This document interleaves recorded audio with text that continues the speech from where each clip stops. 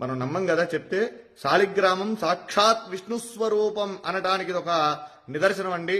చూడండి ఇక్కడ దీంట్లో శాలిగ్రామ రూపం సాక్షాత్ శ్రీ మహావిష్ణు స్వరూపంగా ఉన్నటువంటి శాలిగ్రామం. ఇది నేను నిజంగా ఇది మీతో నేను ఈ విషయం అంతా కూడా చెప్పాలని చెప్తాను. ఎందుకంటే చాలా మంది నమ్మనటువంటి వాళ్ళు చాలా మంది అనేక రకాలుగా చెప్తూ ఉంటారు.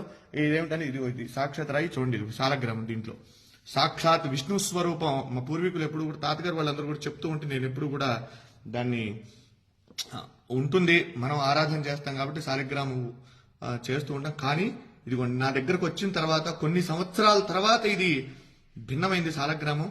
అయితే దాంట్లో సాక్షాత్ నిజంగా ఒళ్ళు గగురు పొడిచినాయండి. ఈ శాలిగ్రామంలో ఉన్నటువంటి శ్రీ మహావిష్ణువుని చూడగానే నాకైతే నిజంగా కళ్ళల్లోంచి నీళ్లు ఆగలేదండి. ఇది మీ అందరికీ కూడా నేను ఎందుకు ఈ వీడియో పెడుతూ ఉన్నానంటే మనందరం కూడా దర్శనం చేసుకోవాలి. ఇటువంటి చాలా అరుదుగా కనబడతాయి. మన పిల్లలకి మనం చెప్పాలంటే ఏం చెప్తాం?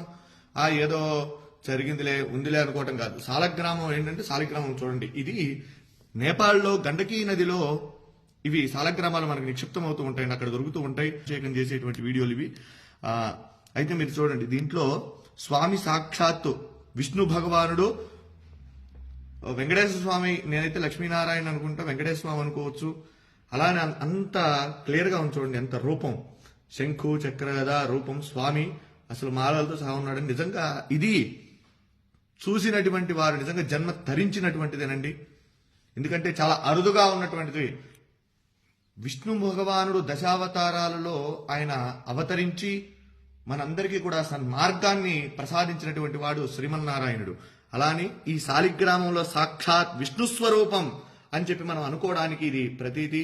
కనుక ప్రతి ఒక్కరూ కూడా ఈ యొక్క వీడియోని అందరికీ కూడా చూపించండి, శాలిగ్రామాన్ని దర్శించండి. శాలిగ్రామ శిలావారి పాపహారి విశేషత ఆజన్మకృత పాపానాం ప్రాయశ్చిత్తం దినే దినే. శాలిగ్రామానికి అభిషేకం చేసిన, శాలిగ్రామ తీర్థాన్ని ప్రతిరోజు కూడా స్వీకరించినా కూడా మనం పూర్వజంలో చేసినటువంటి పాపాలున్నా అవన్నీ కూడా నివారణ అయ్యి మనం సుఖంగా ఆరోగ్యంగా ఉంటాము.